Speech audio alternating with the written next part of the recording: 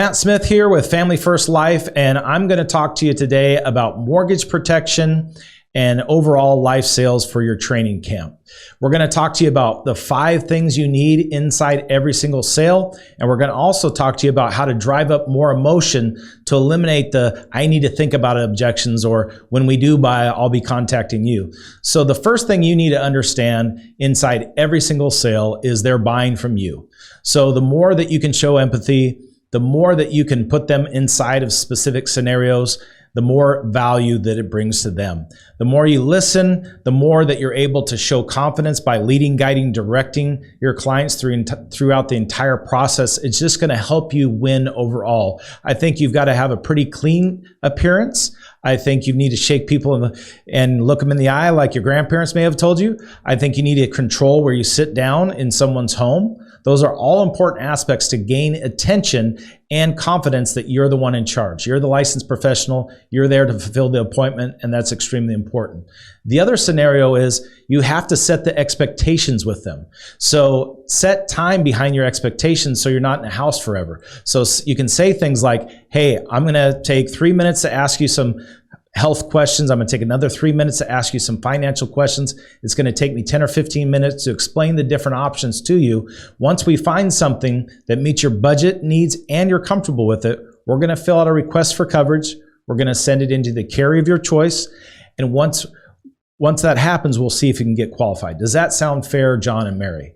Yes. That's a good way to trial close and say, hey, if we find something meets your budget you're comfortable with, we're going to see if you can get qualified. You have to set that precedence up front. You have to set that expectations. That's extremely important. The next thing is you need to make sure that you add value between the carriers and companies that you represent. Listen, you joined Family First Life to become a broker. You could have been a captive agent where it's a one-size-fits-all scenario, but you have 25 plus A-rated insurance companies to make sure they get the best pricing and product for their specific scenario. So John and Mary, does it make sense why I partner with Family First Life over being a captive agent so we can do the shopping for you? Yes. And when I recommend a carrier, they're going to be A-rated, they're going to be in business for 100 plus years, and they're going to have a phenomenal track record on paying their death claims. Does that make sense as well? Yes. So now we set those precedents, and now they're comfortable with the company and the carriers. The next thing is we have to make sure to identify the problem and then provide the proper solution. I think this is the part where a lot of new people miss. Someone might fill out a form for online request for life insurance for, some sort of benign number of 500 grand. Well, you have to get used to selling smaller face amounts with simplified issue life insurance.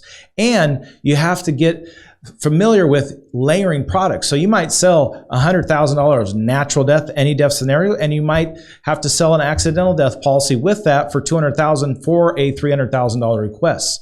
These are areas that you're going to need to improve on to make sure you give yourself the best chance to succeed and make it affordable for your clients. So that's important. So you identifying the hot button and providing the right solution according to their health and making sure they understand this is the best they can get because of their health, because of their diabetes, or because of, they had a heart attack or cancer. These are the reasons why we're offering this specific product. Does that make sense, John and Mary? Yes. Now they understand they're not eligible maybe for a traditional life insurance policy, which is, $10 for 500 grand, and you have to do a physical, dig in your family history, get your prescription history, all these different things. We still have to ask the health questions, but it gives you the ability to really identify the problem in the house, provide the right solution according to the health, and then once that becomes in play, you're going to have a tremendous amount more value inside of that.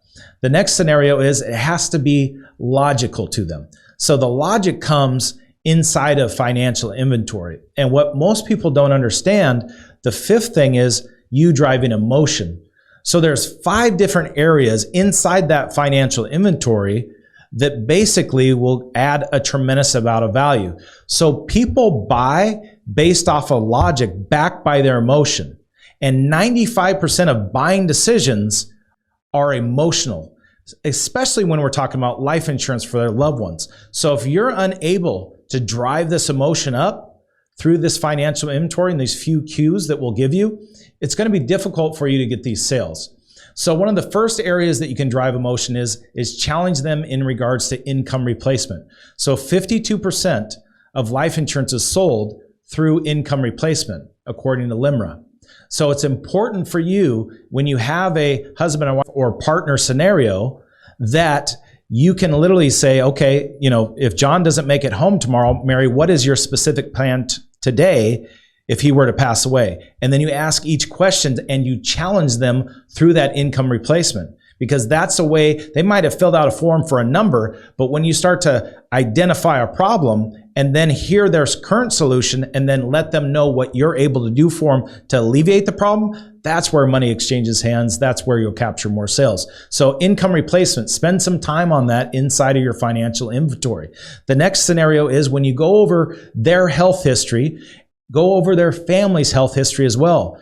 They're going to feel more mortality in regards to, their grandparents, their parents, etc., when we know what their ailments are or what they have passed from. Let them tell those stories for you, and that's going to drive up the value. It's more important for you to ask good questions where they explain different things to you than you trying to tell stories and drive emotion yourself. Is it important to have stories with you? Absolutely. It's better for you to have them tell their own stories, because then you're listening, you're adding value more and more as they talk throughout that entire process. The next scenario is, do they have anyone that either died with or without life insurance that was a friend or family member? Let them tell these stories about what it was like with the life insurance or without the life insurance, because either way, that's going to drive more value in the closing, and it's going to give you the ability to really close more business. The fourth thing in regards to emotion that's going to be extremely important is you have to make sure you attack their financial position. Listen, they're not filling out these forms online or through the mail because they don't want the insurance. You are the X factor. And I promise you, they're not in a good financial position, whether they have $500,000 in a 401k. Most of that's going to be going towards the government anyways, towards the IRS. So it's important for you to paint a picture and attack and say, listen, if one of you dies and the other one lives for 10, 20 years, you want to make sure that at least the debt is paid off. So these are important aspects for you to drive home and attack their financial position. And the only way you can do that is through financial inventory and getting those details, because that is going to give you the clues on where you need to go, where the hot buttons are, and where you're going to drive a lot of value. And then one of the last things you're going to do is you've got to do a hypothetical. Since it's so emotional, you've got to paint a picture with your words and put them inside of it. So, for example, you could say, listen, right now, your house is worth $350,000 and you're drawing on the back of your sheet, on the back of the lead or back of the financial inventory. And you say, right now, your house is worth $350,000. It's going to appreciate over time. Let's say you die in 10 years, a little bit sooner than you thought. Right now, you owe about $250,000. Well, you'll pay a lot of the interest up front, and then it starts to fall off towards the end. But in 10 years, you'll probably owe close to $200,000. But in 10 years, your house will probably be worth close to $450,000. So you have $250,000 of equity here. And no matter what you're pitching, you can pitch small face amounts. So here's what we're going to do. You're spending $212 a month for this $100,000 coverage, not only for the $100,000 tax-free death benefit, but you're paying it for the $250,000 worth of equity that you're trying to preserve and protect, because that is your number one asset, is generally someone's home equity. So the more that you can start to close on equity, put that hypothetical in there, the better off you're going to be throughout this entire sales process. The last thing is, if you're wondering how to present the products, just present 3 different options and ask them which one fits their budget the best, which one is best for them. And then once they say, well, we'll take the middle one generally. Say, great, I just need your driver's license. I'm going to ask you some health questions, and you close that business. So to wrap up, make sure that you do those 5 things in every single house. If you miss one, you're going to miss the sale. Make sure you know when to drive the emotion in the sale and how to drive the emotion in the sale, because that's going to create a lot more business for you. And then the final thing is, make sure you understand how to layer products, smaller face amounts. Just because they have a $350,000 mortgage does not mean you need to give them $350,000. In some cases you will. In most cases you'll sell something less and maybe layer some accidental death coverage on top of it to get to the number that you need to achieve. Or it could be a large mortgage where you need to stick within, $300,000 of simplified issue products. So just make sure you understand, don't fall in love with having to cover the whole thing because that's what they said. Your job is to identify the right problem, provide the right solution according to their health, and you close that business. And the more that you become empathetic to them, the more you listen, the more that you care about them, the more that they're going to be doing business with you. So thank you for your time. Look forward to you driving up your sales and having a lot of success.